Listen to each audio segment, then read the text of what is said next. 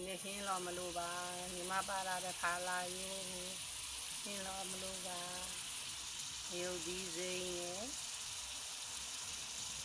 ကျတော့သူချက်တော်ညီထောင်းထားပါတယ်ဆက်ဆက်ကလေးတို့ပုစားကောင်း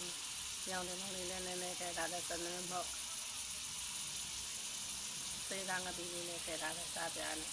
အားရည်အကုန်လုံးရောငွေဒီနောက်ဆုံးကြလို့ရှင်မကြီးမဲ့ရေးလေးအုပ်ပါမယ်ရှင်ဒါရောပြီးတော့ဒါလေးကိုခဏနေရောငွေ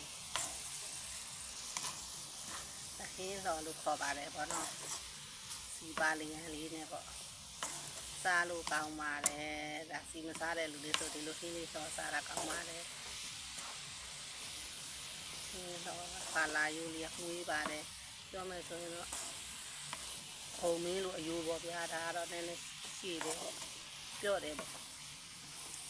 ကျွန်တော်တော့အပင်မမြင်ဘူးစားပဲစားဘူးဒါအခုအပင်ကတော့အငယ်မှပြောပြတာပေါ့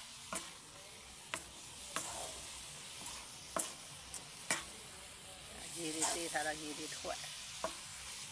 အဲဒီအကုန်လုံးရောမွေး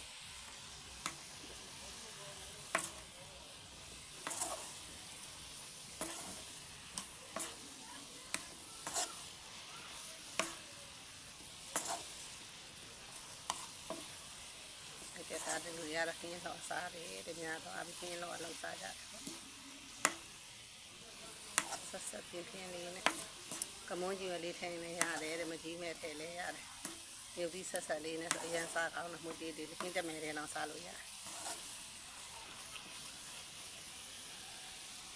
ခုံမင်းတို့အယိုးကတော့ရှည်ရှည်လေးရှည်တယ်မွေးတဲ့အနံလေးရတယ်